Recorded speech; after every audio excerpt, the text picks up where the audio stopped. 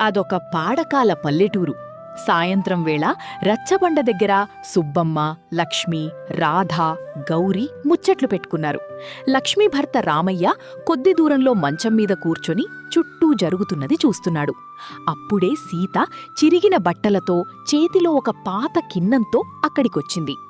అమ్మా, ధర్మప్రభువులు, ఏమన్నా ఉంటే పేదరాలికి పెట్టండమ్మా, కడుపు కాలిపోతోంది. ఏంటి పిల్లా, రోజూ ఇదే టైంకి దిగుతావ్? మా ఇల్లేవన్నా అన్నదాన సత్రం అనుకున్నావా? అవునమ్మా, నిన్నే కదా మా ఆయన నీకు పాత చీరిచ్చాడు.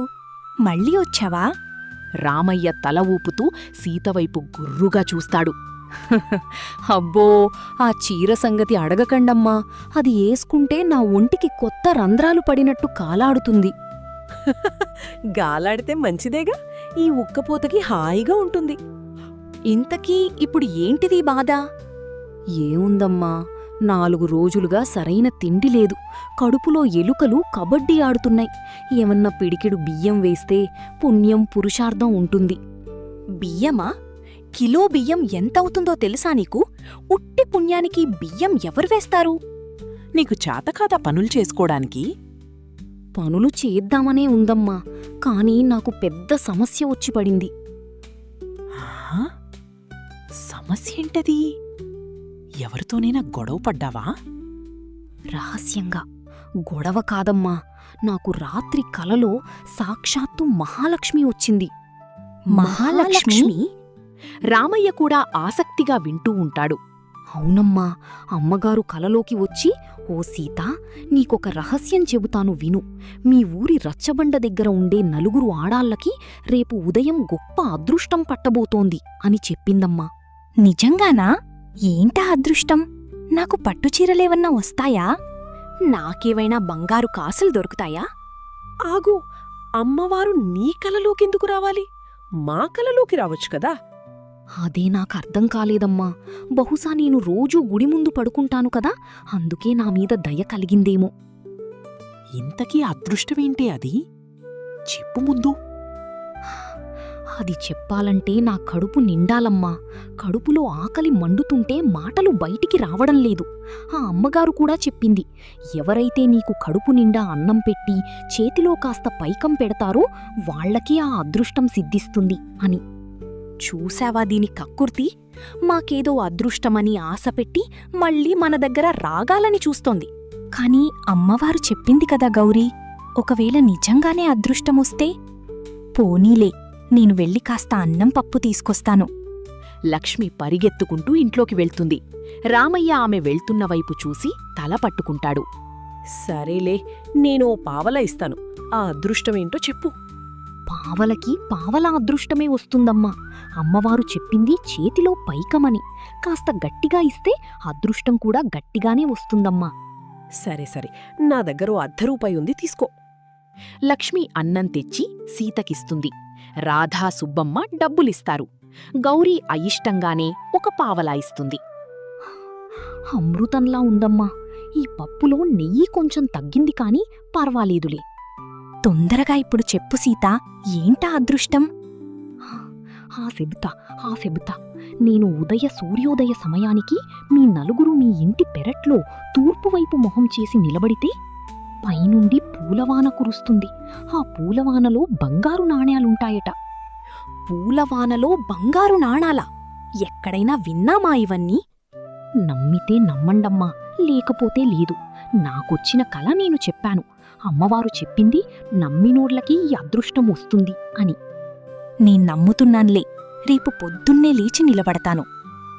రామయ్య వైపు చూసి, ఏవండి, మీరు కూడా పెరట్లోకి రండి, ఇద్దరం కలిసి ఏరుకుందాం నాణాలు. సరే, చూద్దాం. రేపుదయం పూలవాన కురిస్తే సరే, కురవకపోతే నిన్ను వదిలిపెట్టం చూసుకో. సరేనమ్మా, రేపు ఉదయం మళ్ళీ వస్తానిగా, అప్పుడు మాట్లాడదాం. మరుసటి రోజు ఉదయం సూర్యోదయానికి ముందే లక్ష్మి, రాధ, గౌరీ, సుబ్బమ్మ తమ పెరట్లోకి వెళ్లి తూర్పువైపు తిరిగి నిలబడ్డారు. లక్ష్మి పక్కన రామయ్య నిద్రమత్తులో నిలబడి ఉన్నాడు. ఇంకా పూలవాన రాలేదేంటి? ఆ సీత మనల్ని మోసం చేసిందంటావా? నేనెప్పుడూ చెప్పాను, అదంతా వట్టిదని. నా పావలా పోయింది. కాసేపు ఆగుదాం. అమ్మవారు కదా, కొంచెం లేటుగా రావచ్చు. అరగంట గడిచింది. పూలవాన లేదు, నాణాలు లేవు. నలుగురికి కోపం రావడం మొదలయ్యింది. ఇక లాభం లేదు. ఆ సీత కనబడనివ్వండి, దాని అంతు చూస్తాను. అప్పుడే సీత అక్కడికొస్తుంది. ఏంటమ్మా అందరూ పెరట్లో నిలబడ్డారు? పూలవాన కోసం చూస్తున్నారా? ఏంటి, అబద్ధాలాడుతున్నావా? ఎక్కడ నీ పూలవానా? ఎక్కడ నీ నాణాలు? నేనెక్కడ అబద్ధం ఆడానమ్మా? అమ్మవారు చెప్పింది నిజమే. అమ్మవారు ఒక చిన్న షరతు కూడా పెట్టిందమ్మా, అది నేను మర్చిపోయాను.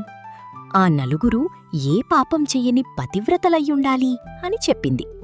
సుబ్బమ్మకి పక్కింటి వాళ్ల మీద వేసిన చాడీలు గుర్తొచ్చాయి. గౌరీకి డబ్బు కోసం చేసిన మోసాలు గుర్తొచ్చాయి. రాధకి చెప్పిన అబద్ధాలు గుర్తొచ్చాయి. లక్ష్మికి తన స్వార్థం గుర్తొచ్చింది. రామయ్య లక్ష్మి వైపు వ్యంగ్యంగా చూస్తాడు.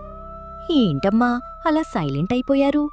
అంటే అమ్మవారు చెప్పిన షరతు మీరు నెరవేర్చలేదా? ఛీ, మేమంతా పతివ్రతలం కాదా ఏంటి? బహుశా అమ్మవారికి మా మీద నమ్మకం కుదరలేదేమో. అవునమ్మా, నేనదే అంటున్నాను. అందుకే పూలవాన కురవలేదు. పాపం నా తప్పు లేదు కదమ్మా. సరే సరీలే, ఏదో జరిగింది. ఇక వెళ్ళిపో ఇక్కడ్నుండి. వెళ్తానమ్మా, కాని ఒక చిన్న మాట. రేపు రాత్రి అమ్మవారు మళ్ళీ నా కలలోకొస్తుందేమోని ఆశగా ఉంది. ఈసారి ఏమైనా పరిహారం చెబుతుందేమో అడిగి చూస్తాను. నిజంగానా? పరిహారం చేస్తే అదృష్టం వస్తుందా? మళ్ళీ మొదలుపెట్టావా? దీని మాటలు నమ్మకండి. మీ ఇష్టమమ్మా, నేనేం బలవంతం చేయడం లేదు. నేను రేపు ఉదయం వస్తాను. అప్పటికి మీ మనసు మారితే అప్పుడు చూద్దాం. సీత మళ్ళీ వాళ్ల దగ్గరకొచ్చింది. అమ్మా ధర్మప్రభువులు, ఏంటి సంగతి? రాత్రి అమ్మవారు కలలోకి వచ్చిందా? హ్మ్, వచ్చిందమ్మా, కాని నేను చెప్పలేను. ఎందుకు చెప్పలేవు? నిన్న కాసుల ఆశపెట్టి ఈరోజు చెప్పనంటావా? అమ్మగారు చాలా కఠినమైన పరిహారం చెప్పింది. మీరు చెయ్యలేరు.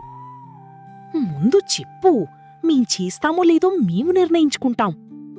సరే, అమ్మవారు ఏమన్నారంటే, ఆ నలుగురు తమ దగ్గర ఉన్న అత్యంత విలువైన వస్తువును ఒక పేదరాలికి దానం చెయ్యాలి. అప్పుడే వాళ్ల పాపాలు తొలగి పూలవాన కురుస్తుంది అని చెప్పిందమ్మా. అత్యంత విలువైన వస్తువు దానం చెయ్యాలా? నా బంగారు గాజులివ్వమంటావా ఏమిటి? నేనడగలేదమ్మా, అమ్మగారు చెప్పింది అంతే. నా దగ్గరున్న పట్టుచీర ఇస్తే సరిపోతుందా? మీ ఇష్టమమ్మా, అమ్మవారు విలువైంది అంది. అది ఏంటో మీకే తెలియాలి. ఏంటి, నిజంగానే ఇద్దామా? నా పట్టీలు అరకిలో వెండి. అవి పోతే నా కోడలు నన్ను బతకనివ్వదు. నేను నా పాత చీర ఇద్దామని అనుకుంటున్నాను. మహాలక్ష్మికి పాతదో కొత్తదో ఎలా తెలుస్తుంది? మడిచిచ్చేస్తే సరిపోతుంది. అమ్మవారికి తెలియదా? పైగా సీత వెళ్ళి పూజలో పెడుతుందట. మొన్న పతివ్రతల విషయంలో తేడా వచ్చిందే. మళ్ళీ ఇప్పుడు మోసం చేస్తే అమ్మవారు నిజంగానే శపిస్తుందేమో. సరే, నేను నా ఉంగరం ఇస్తాను. నా దగ్గర అదీ విలువైనది. నేనొక గిల్టు నగల సెట్టిస్తాను. అచ్చం బంగారంలాగా మెరుస్తుంది. ఏమీ సుబ్బమ్మ, బాగా మాట్లాడుతున్నావు. నా గిల్ట నగల గురించి నీకెందుకు? అరవకండి. వాన పడితే 10 బస్తాల కాసులు వస్తాయి కదా. ఈ చిన్న వస్తువుకి ఎందుకేడుస్తున్నారు? సరే, నేను నా వెండి పట్టీలిచ్చేస్తాను. నేను కొత్త పట్టుచీర ఇస్తాను. నేను అసలైన బంగారం ఇస్తున్నాను. ఉంగరం చిన్నదైనా దాని విలువే వీరు. ఏంటమ్మా, ఒక నిర్ణయానికొచ్చారా? నా దగ్గర వెండి పట్టీలున్నాయి, కాని అవి ఇస్తే నాకు ఎక్కువ నాణాలు పడేలా అమ్మవారితో చెప్తావా? అమ్మవారి లెక్కలు వేరుగా ఉంటాయమ్మా. ఎవరు ఎంత భక్తితో ఇస్తే వాళ్లకంత ఎక్కువ అదృష్టం. నేనైతే నా కొత్త పట్టుచీర ఇస్తున్నాను. నా ఉంగరం చూశావా సీత? అచ్చం బంగారం. 2 తులాల పైనే ఉంటుంది. నేను నా పట్టుచీర రవికి ఇస్తున్నాను. సీత, దీన్ని జాగ్రత్తగా అమ్మవారి పాదాల దగ్గర పెట్టు. చాలా మంచిదమ్మా, మీ పాపాలన్నీ కొట్టుకుపోతాయి. సీత ఆ వస్తువులు తీసుకుని ఊరు దాటి వెళ్ళిపోయింది. 2 గంటలైంది. ఆ పూలవానా లేదు, రాగి కాసు కూడా లేదు. నా కొత్త చీర ఊరికే ఇచ్చేశానండి. నా బంగారు ఉంగరం పోయింది. కొంచెం ఆగి గౌరీ, అమ్మవారి పూజ స్వీకరించి వరాలు పంపడానికి కాస్త సమయం పడుతుందేమో. నాకేదో అనుమానంగా ఉంది. మొన్నటిదాకా ఆకలితో అల్లాడిన సీత నిన్న ఎంత బలంగా ఉందో గమనించారా? ఆ సీత మన అత్యాశని చూసి కథలల్లి మనల్ని బురిడి కొట్టించింది. అంటే నా వెండి పట్టీలకి రావా? మనము ఆ సీత ఇంటికి వెళ్ళి గట్టిగా నిలదీద్దాంరా. నా చీర సంగతి చూడండి ముందు. ఆ బిచ్చగత్తి మనల్ని దారుణంగా మోసం చేసింది. మరుసటి రోజు ఉదయం రామయ్య నవ్వుకుంటూ వాళ్ల వెనకాల నడుస్తాడు. మీ అత్యాసే మీకు ఈ గతి పట్టించింది. కష్టపడకుండానే అదృష్టం రావాలని అనుకున్నారు.